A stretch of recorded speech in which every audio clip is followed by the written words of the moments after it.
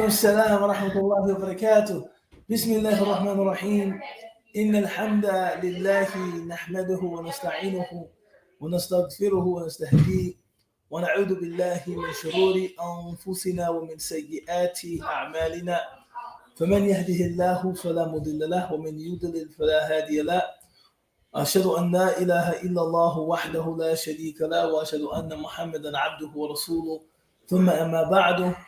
Again, assalamu alaikum. It's a great honor and a great privilege, as always, to be in this space. I am accustomed to being in this space with a conversational partner. Today, I have to fly solo, but nonetheless, I expect this to be an exchange of sorts where we don't enjoy co-presence, but we are still together, mashallah. I want to thank Sister Sabria and Sister Aisha and Sister Mesa and everybody that works behind the scenes to give us an opportunity. Well, I don't know if Sabria is working behind the scenes because we did have her, mashallah, offering some announcements and briefing the class at the onset of today's session. But everybody that works to give us an opportunity to do what we do at ALIM, we're extremely grateful, and we thank all of them for their invaluable contribution to our work. In preparation for class today, I really didn't know what to talk about because I wouldn't be conversing with anybody, and that's really what I've grown accustomed to, in this space. And I thought about, a recent trip, actually, I thought about a paper that I wrote on the ALIM blog a couple of years ago. I had an encounter with the good brother Dawood Yassin, who is an avid outdoorsman, a naturalist, and I was up in California with him for a few days, and we didn't go hunting or go camping or hiking or anything like that. But just speaking with him, I was very moved by this very passionate relationship he has with the outdoors and with outdoor activity, and just, this almost Renaissance man-esque kind of ethic that he embodies, doing archery and hunting and being very careful about what he eats, etc. And it inspired me. The time that I spent with my brother inspired me to write a short, maybe 1,000-word paper called Evergreen Soul. And in that paper, I was discussing how for many years, and I don't think I speak for myself on this point, environmentalism was something that I saw as almost like a luxury issue of concern. I just, thinking about the immediate risk of life and limb for Muslims, Black people, other, racial and ethnic minorities in this country, I just couldn't summon a lot of passion to talk about, recycling or composting or, just that kind. I almost saw it almost, if I'm to be upfront and honest, almost like I don't have the luxury to be concerned about something so esoteric as environmental. And it's crazy because this is the most pressing. This is the most immediate. This is the most relevant concern any of us could have. We're talking about the environment in which all of us live. But it just seemed almost like Black people can't be serious about environmental issues. It sounds very ignorant to say something like that. It sounds almost sophomorically juvenile, right? That's if you can be sophomorically juvenile to say Black people can't be concerned about environmental issues. But I really think, and I don't think I've said that, but I really think this was kind of like my vibe, kind of like my attitude. So meeting someone like Dawood, who just reminded me of this imperative that is completely consistent with our Islam, completely consistent with the Sunnah of the Prophet Muhammad alayhi salam. It inspired me to write the paper Evergreen Soul. My wife, Hafidahullah, may Allah preserve her, in between that time, and with no, I don't think, I'm not exactly sure how she developed such a keen interest in hiking and visiting national parks, and she wants to go camping. I don't think she's ever camped overnight, to my knowledge, but I know she really wants to. And she started going to the store, REI, and she bought a pair of hiking boots. And I don't know exactly where that interest grew from, but she became really, really interested in that kind of outdoor activity and just wanted a more intentional relationship with the natural world. So in order to surprise her and please her, I booked a family trip to Seattle. Now, I had taken many trips to Seattle previously, and I was always struck by just how green Seattle is. It's actually the nickname, one of the nicknames of Seattle is Emerald City, because it's just so much viridity. It's just so densely, the vegetation is just very dense. It's very verdant. It's very rich. And every time I would travel there, just going to and fro, this place, that place, I think maybe I went hiking with a brother once in Snoqualmie. I thought to myself, my wife would really love this. This is something she would really appreciate. So when the sister Adasha Turner, who is a Seattle-based, Adasha Turner, who is a Seattle-based activist working on, and this was a new term for me, food sovereignty. Invited me to come and spend some time on her farm, which is 10 acres of land on Whidbey Island, which is one of the islands of Island County inside of Washington State. I thought, this is something that my wife would really enjoy. And I wasn't really, I thought, I'll go and I'll do whatever is asked of me in terms of speaking, teaching. But I really wanted my wife to get the opportunity to experience Whidbey and just be with the community of folks that, share her interests in all things natural and organic. But when I got there, it became very clear to me that a lot of the issues that I am passionate about, issues of wealth disparity, issues of class-based discrimination, issues that affect those quality of life indices, among Black communities, working communities, struggling communities, ethnic minorities. These are issues that are inextricably linked with food and access to good food.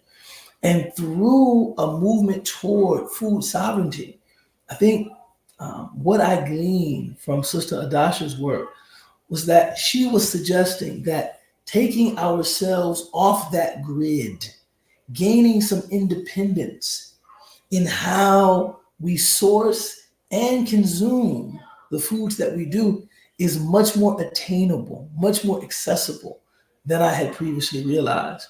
And before anyone jumps to any far-flung conclusions, she was not at all suggesting that we, all move on a commune and have no contact with the outside world, and grow our own food and engage our own animal husbandry and slaughter our own animals. Yes, she is suggesting that we grow our own food and that we slaughter our own cattle, but just as significantly, how can we partner with other people doing this work in the name of food sovereignty? Farmers, Muslim and people of other traditions, or no tradition for that matter, as well. People that, still take the responsibility of stewardship of the land very seriously, and people who take the responsibility of providing people with food that is tayyib.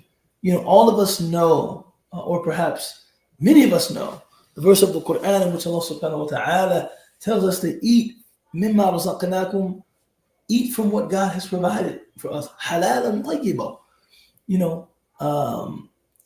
Halal, which refers directly to, how meat is slaughtered and prepared for consumption. And a lot of Muslims, in terms of our scrupulousness with regard to food, the furthest many of us go is halal. Is it the biha Islamiyya? And of course, we know that there's a multitude of opinions about whether or not you can eat your Chick-fil-A. I'm not even jumping into that debate, but I want to expand that debate, not to myopically focus on, how a cow or a lamb or chicken was slaughtered, but Allah also says in the same ayah, right? Halala, right? Halal wa tayyiba, pure, wholesome. In another verse in the Quran, Allah subhanahu wa ta'ala mentioned that this command to eat of the halal and the pure that was issued to us was similarly issued to the anbiya, to the messengers. And whenever a practice of the messengers is mentioned, whether it is prayer, whether it is charity, in this case, being very intentional about what they ate, it is to rank that action, rank that behavior, rank that practice, rank that habit among the habits of the salihin, and in this case, the righteous, and in this case, the most righteous. So I started to think about this differently, and the reason why I wanted to,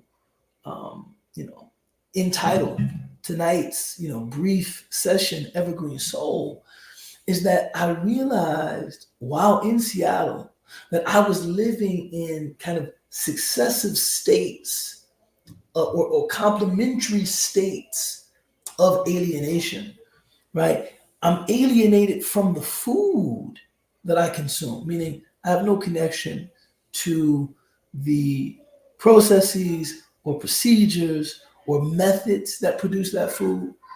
I have no connection to the people that produce that food.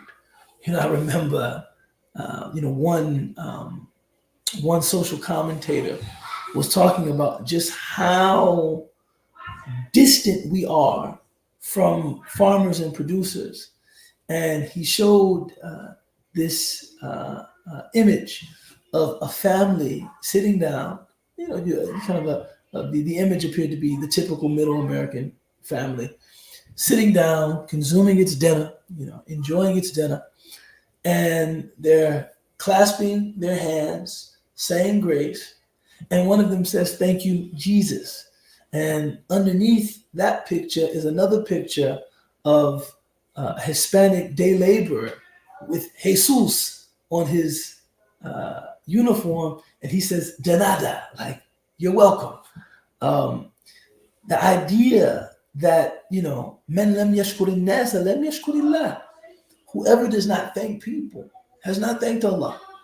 And the fact that for me, buying everything from produce to meat is really a function of going to the store, paying money to the retailer, and walking away with it, not really giving a second thought to the labor, the intentionality, the processes that went into it, the transportation that went into making this product available to me.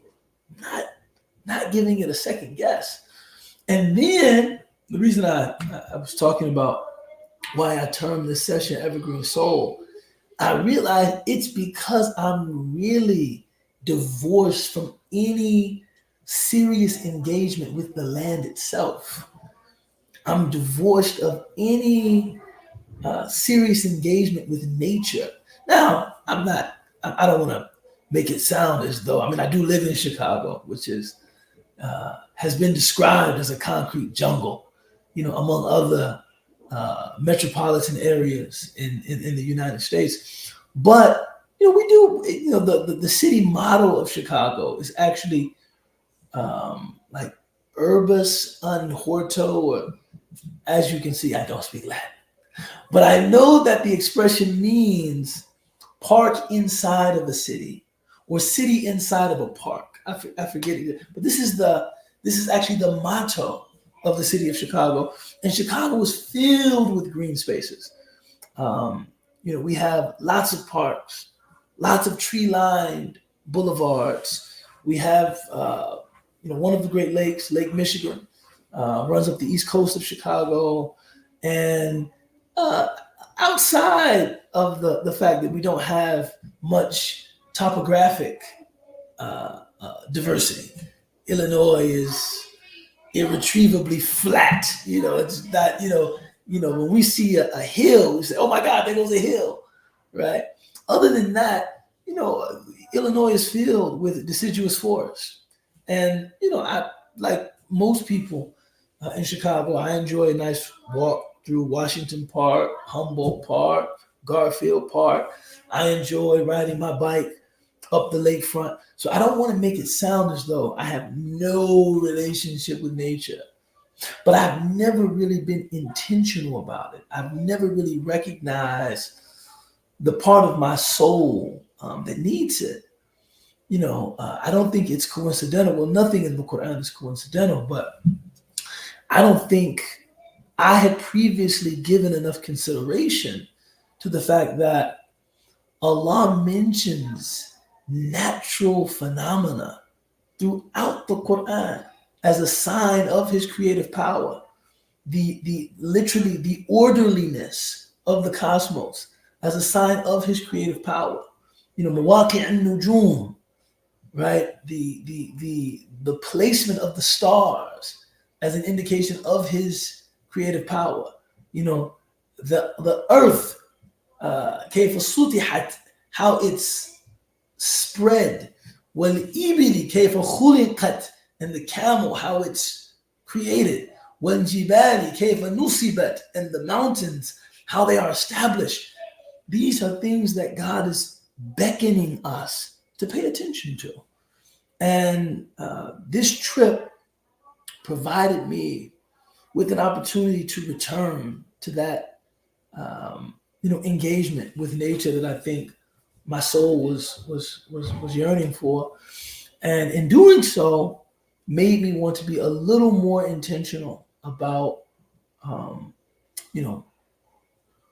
how I am contributing to the responsible maintenance of natural order, in terms of how I'm shopping and how I'm engaging. I'm not saying that, and I just want to be clear, I'm not in any way suggesting that, I've committed to selling my car and I only walk, only bike. And mashallah, to the credit of Sister Adasha and the organizers of the conference at her farm, which is called Black Seed Farms, if you're interested in supporting her organization. I don't think anybody was putting that kind of pressure on people. I don't think anybody was invalidating anyone or checking anyone's bona fides as to their concern for the natural world, but rather I met people that had inspiring relationships with the natural world. And in their relationship, I saw something that I might want to try and mimic, for myself. And I think that it will be good for me. It will be good for my family. and I hope that it will also be good for my community. So that's kind of, in preliminary, very, economic fashion, kind of what I wanted to start tonight's conversation with. And maybe with that, we could, maybe Sabria, maybe you and I could have a conversation, or we could take some questions from anybody that might be tuning in, inshallah. Assalamualaikum.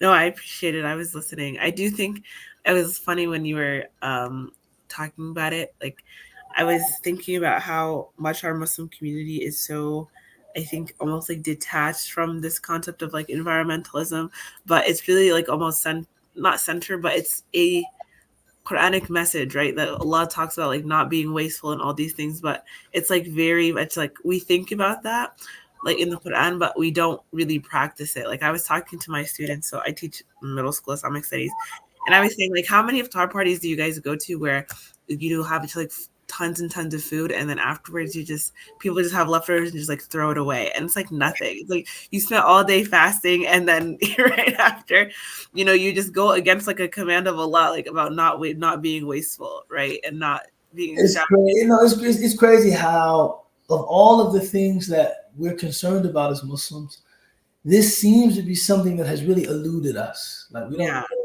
I remember once I was in Yemen. And of all the things, all of the beautiful things that I experienced from the people of Hadramaut, one of the unfortunate things I saw was that people really didn't understand the danger of throwing down non-biodegradable plastics. They just didn't, and here's the thing, I think to their defense, if you have been raised in a culture in which most things are natural and they break down and re-enter the earth and re-enter the environment, it's natural to discard something in a casual way. If you were eating corn on the cob and you finish the corn, I mean, you throw the cob. Eating, an apple, you get to the core, you throw the apple core. Or you're eating, a piece of chicken and you finish the chicken and you throw the bone. It's not surprising that a person would find it shocking that this piece of plastic will never actually break down. That it's not going to break down and re-enter the environment. In fact, it will collect in the environment, and the chemicals used to develop the plastics can actually seep into your water stream and begin to harm people in preventable ways. So I had mentioned to one of the scholars with whom we were studying about just this disturbing habit I saw of people littering. And I want to say, just full transparency, I used to litter myself. When I was a kid, it was this brother who was a barber in the neighborhood. I'll never forget. His name was Daryl Dixon. And I used to, at that time, I used to play basketball every day. If you saw me play now, you probably wouldn't be able to tell, you know what I'm saying? But I was a young guy. Daryl was an older guy. And we went to the park. I went to the park. I got a chance to play with the older guys. I played really well. And he offered to take me to the gas station up the street and buy me a soda because I played really well. And I was really happy about that. So I got the soda, got into his car. I immediately probably drank the soda in like one gulp. Again, I wasn't Muslim at that time. You know what I'm saying? I probably drank the soda like in one gulp, orange crush running down the side of my face, on my shirt. If you didn't return home with stains on your shirt, you really didn't do anything that day. So I rolled down his window. Right, this is when you have manual roll windows. Dang, I'm old. I rolled down. I remember those too, but I was like 5. I rolled down his window and tossed the bottle out the thing, and he hit the brakes. Like he stopped short to where like I almost hit the dashboard. I'm like, or the glove box. And he's like, yo, why would you do something like that? And I never forget, he said, man, this is why the property values are down in our neighborhood.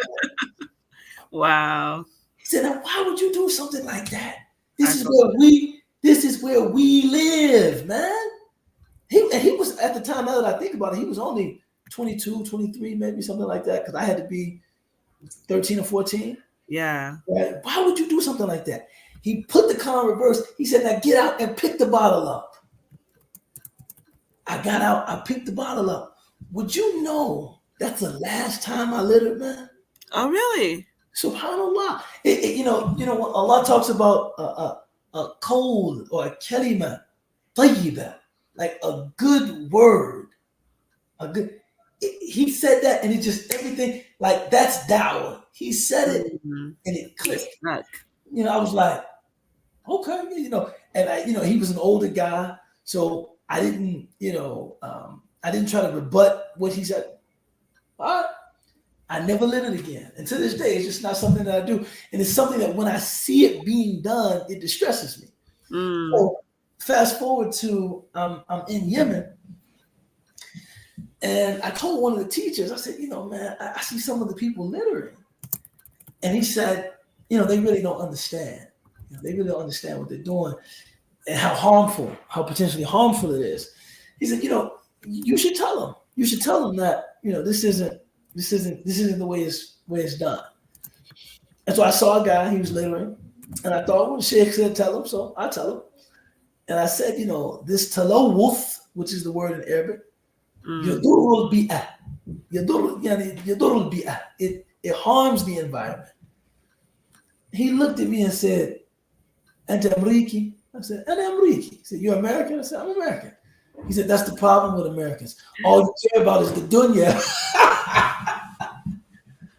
Dang. That's crazy. And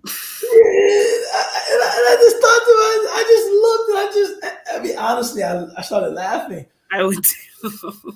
Because it was, after that, there's really nothing else that you can do. He said, well, that's the problem with America. All you care about is the dunya. and I said, natural environment, the dunya. I mean, I'm not following, but I did recognize from that encounter that it was just something that he hadn't really made that connection. Mm-hmm. He hadn't really put that together, that this is something that could affect his quality of living and also that of his children and maybe even grandchildren. Yeah. I mean, and I think like being connected to the environment now is more important than ever, since we're so bogged down with like everything that's the opposite of natural. Mm-hmm. And I think it does have an effect. Like, I feel like even in times where when I'm not working like in the summer or something, I'll like make sure to try to make it a point that a couple of days a week, like I go out and I take a walk like by a lake, and I can feel a significant like spiritual difference, honestly, than when I'm just like go all the time, like never connecting to nature, just in my car, even just being like a person who like you're constantly walking out in nature, not even if it's not nature, just outside, like that's not in your car all the time. Like, because I think a lot of us, especially in the West, you go from your car to your house, like back to your car, and you're surrounded by electronics, and like you really are never outside like that, unless you intentionally go outside. And I feel like you can feel like a significant spiritual difference when you just spend some time outside, or like praying outside, like things like that. And also it helps us as Muslims, like once we connect more outside with nature, and this is something I'm not very good at. I'm trying to be better at it, but there's levels to it. At Tastier, they have like their backpacking trip that they take every year, and they're trying to convince me to go, and I just can't do it. But I'm like, I'll go on like a hike, but I'm not going backpacking for multiple. I mean, and that's the thing. I think this movement needs some translators. I think it needs some very skillful simplifiers, even, because I think many of us think about it as kind of an ultra leftist. There's a certain social typology, that we connect with people that are into environmental issues. They're the tree huggers, and it's usually understood. This is what I was saying in my kind of opening monologue. It's something that we think of as like people that have the privilege to be concerned about such issues. It's like, it's almost like friend of the parks. Mm-hmm. And of course, they're concerned about the rights of canine Americans or something like that. The rights of dogs. And we almost have this knee-jerk reaction, like, we're more concerned about, like, humanity. Humanity, and issues of wealth disparity, issues of disparities in healthcare and education, and the criminal justice system that needs a massive overhaul. And what even in doing that, you don't realize that in all of those situations, in each one of those institutions, there is an intersection with food. Mm-hmm. The consumption of food, right? Who are you to him? God feeds, but he's not fed. The fact that all life is sustained through food, right? This is one of the great commonalities of all creatures, right? This is I guess what I'm saying is that when you're talking about food can never be irrelevant. And if you're talking about food, you have to think about the environment. Even in like those of us who are very social justice oriented, when it comes to like humanitarian causes, like a lot of the injustices that happen that don't get as much attention are environmental injustices, right? I remember when I was younger, I was like put in this like high school program for like youth leadership or whatever, and they taught us a lot about like just different types of injustices and oppression, and I never even realized like environmental, like where they put certain factories, how it affects those people, right? And those diseases that the children get, and all these things, just by, okay, this factory is by a water source, and that water source is what people in the community drink, right? And so if we have this like complete disconnection to what's going on in the environment or what's going on in nature, those things are going to, like, those things will eventually trickle down to, if they're not directly affecting the humans that we care about so much when it comes to education, or when it comes to, of course. when it comes to the prison industrial complex, all of that goes on, like, what is it called? The capitalism and just the overproduction of everything. All these things are connected, but I think we're so disconnected that we don't understand how those things like matter, because we're like, oh yeah, sure, save the turtles. Because I think some of the environmental movement has felt a little frivolous to people who are like, well, people are dying, like there's genocides going on and all that stuff, and it's like people are like, save the turtles because don't throw your straws away, and it feels like, okay, that doesn't make sense. Like there's bigger things happening, but those big things. I remember I went with your father and Sheikh Hamza Abdul Malik to the breakfast restaurant in Memphis, and they had the bigger straws. So I actually know what you're talking about. Yeah. So, those things do end up like affecting everything. It's like a whole cycle. We're all part of the earth. And, at the end of the day, this is as Muslims part of our duty, right? That Allah created us to obviously worship him, but also to be Khalifa on the earth. And so if we don't know anything about the earth, we're very disconnected from the earth, and how can we do our job properly, right?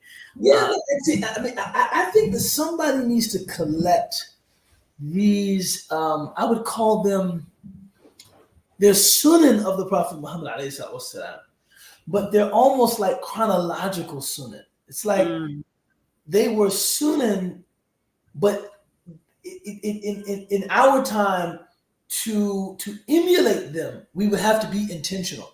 Whereas in his time, ﷺ, these were just regular aspects of life. You wouldn't find a person that didn't have, a more passionate engagement with, the natural, the created order, even if it was just that they had to walk or ride animals, everywhere they went. And most people bought their food. Most people, grew their own food or bought, food from, people in their own communities. And the fact that, all of them were trained at, using the stars to navigate. All of them were, this was using the stars to navigate and using the sun to tell time for them was just like one of us looking at our watch. That you can know this is the hour hand and this is the minute hand and this is the second hand and this is how you read the watch. That's how they learn to tell the time. This is how you know the time of Asr, how you know the time of Maghrib. And I think that although those things were not religious teachings, in the Sunnah of the Prophet ﷺ, they were just a part of his world.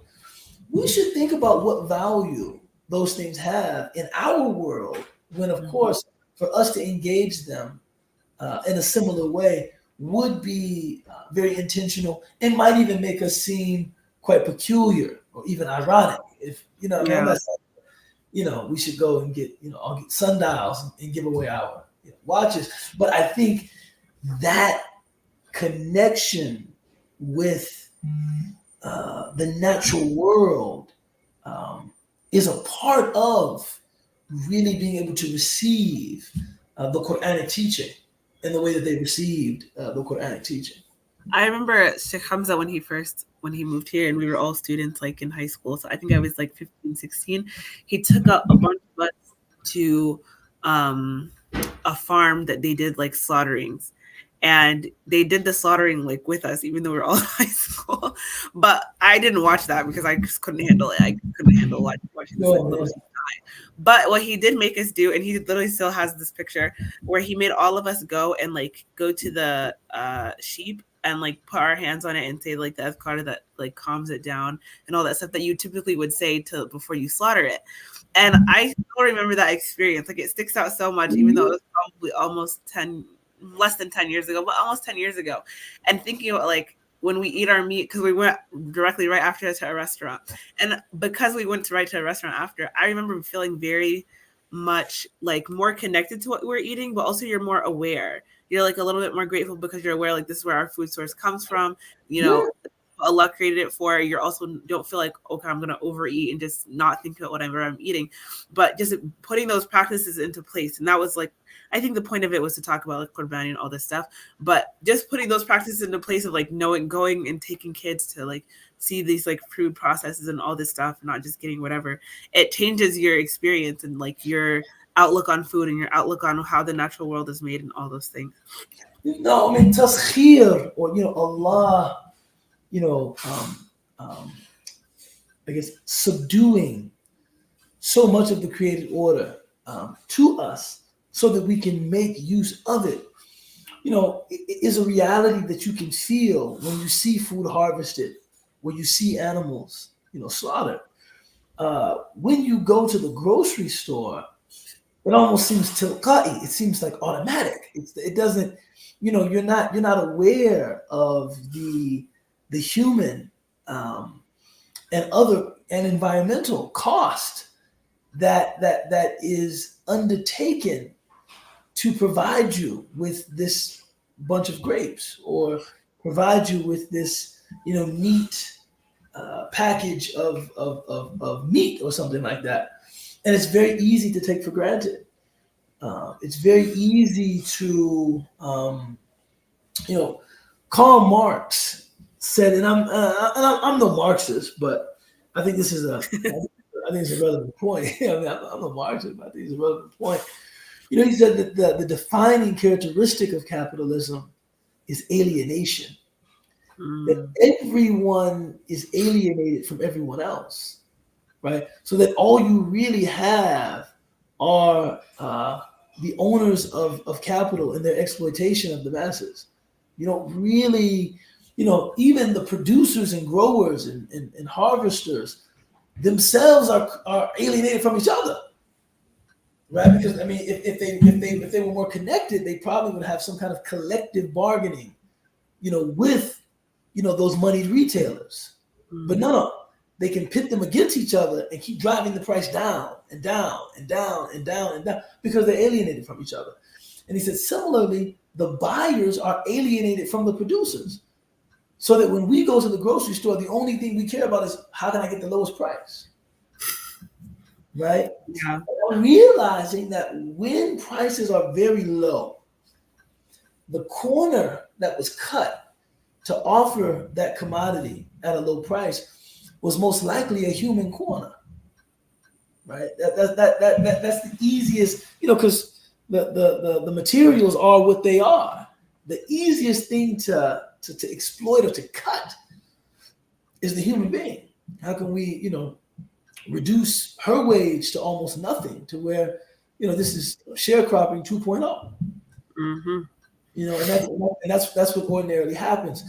And one of the strategies discussed at this conference that I attended, the Black Seed Conference, with Sister Adasha Turner and her team up there in Seattle, was that thinking more conscientiously about consumption and thinking that be willing to pay more, right? Be willing to pay more, um, um, and maybe consume less. And in that way, it's almost like you get a chance to kind of feed, two birds with one worm, no pun intended. Because you can practice the sunnah of consuming less, and you can also practice the sunnah of intentional, conscientious consumption. Right? Mm. And it probably, I'd imagine, is also very cost effective, as well. Yeah. Oh, I agree. I think, by the way, I think Sister Adasha's on here. I noticed she said to them earlier. Oh, Or- mashallah, mashallah, mashallah, mashallah. I We was also have a question here, and then I think after that we can close out, inshallah, after you with this answer. So, Brother Ari said, Sanam, how do we affect change at a larger scale if the reality that, on a larger scale, i.e., the reality that much of environmental pollution is rooted in corporate pollution versus changing our individual habits?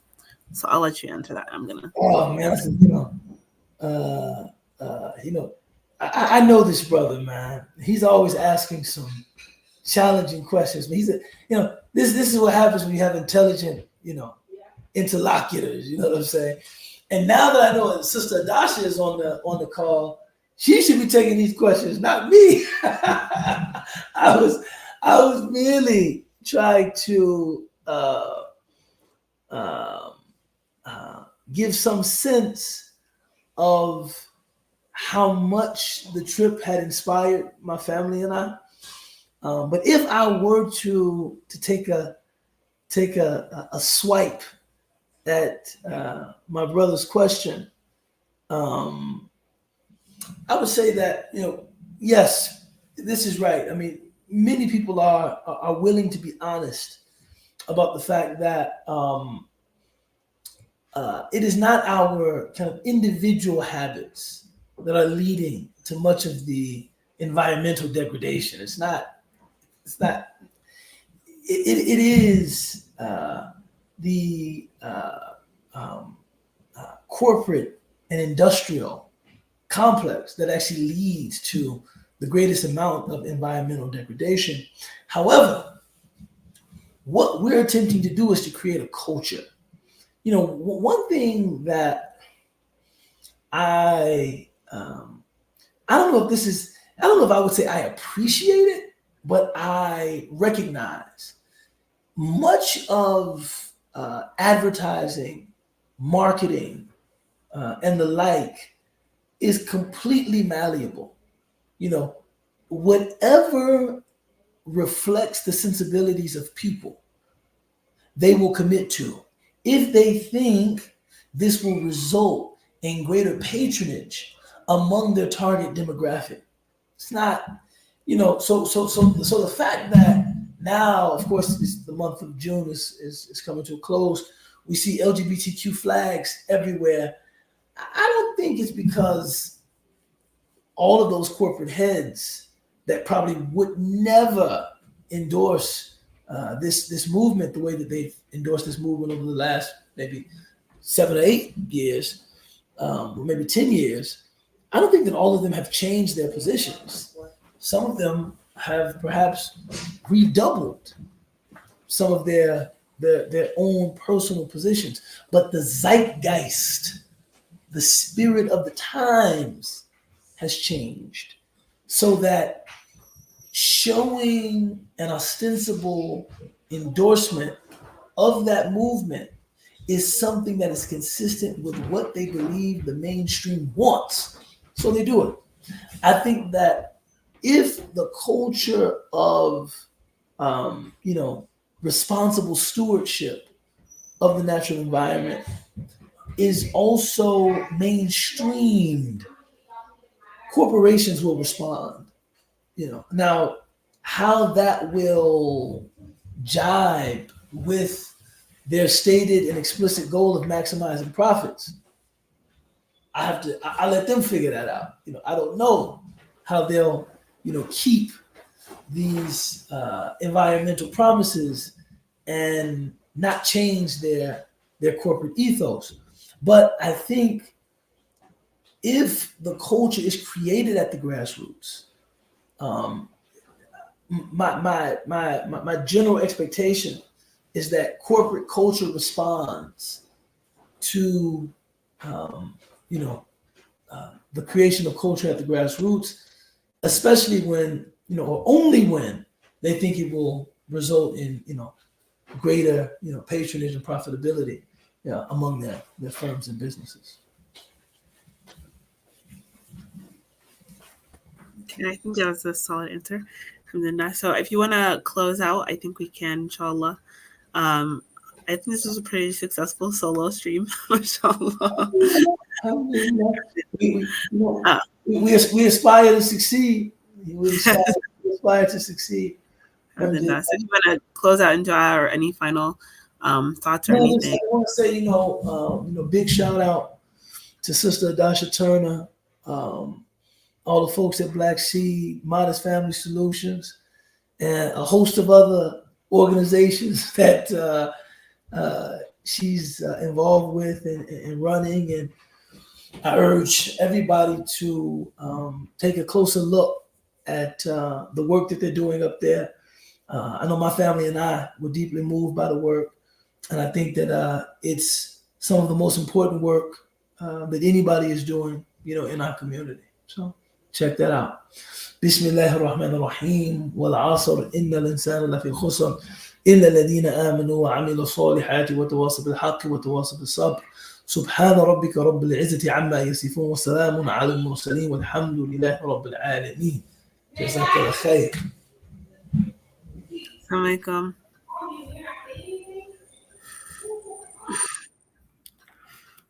Okay, Assalamu alaikum. Thank you all for joining today's live stream. Just a reminder before we go that we would like to invite you to our summer program if you happen to have some time in the summer to join us in Chicago for the summer program. And also we have our monthly book club, and this month they're going over this month and last month Dr. Jackson's new book, The Islamic Secular.